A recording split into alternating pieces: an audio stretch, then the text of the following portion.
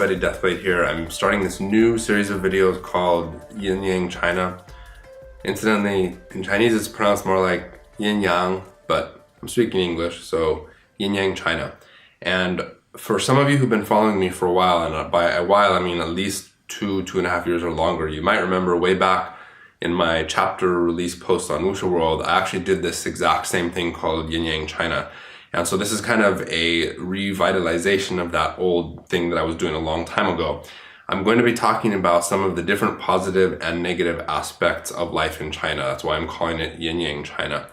As a person who was born in America and has lived in China for about 8 years, I've seen and experienced a lot of things. And although the experience of expats is different as you go from city to city and location to location, job to job, I have noticed in talking with a lot of the expat friends that I have and the expats I've met here in China, there are a lot of common things about China that we tend to find very, very frustrating. So I'm going to touch on a lot of those things.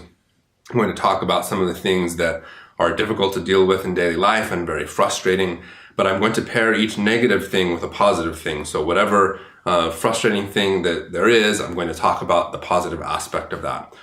On the other hand, there are also a lot of things about China that people idealize, people who have never lived in China. And so I'm going to try to talk about some of the negative aspects of those things as well. So this is going to be hopefully just kind of a fun and maybe a little bit amusing series. And I'll try to keep it lighthearted, but at the same time, for any of you who are new to China or Chinese culture, please feel free to leave comments and ask questions. And I also hope that this series will be good for anybody who is considering moving to China to teach English or for any other reason. I think that learning a little bit about the ups and downs before you come here is a good way to prepare yourself for the culture shock that will inevitably come. So I hope that you all enjoy this new series, and I'm gonna actually record the first video in the series right after this video. So it'll be coming in just a second.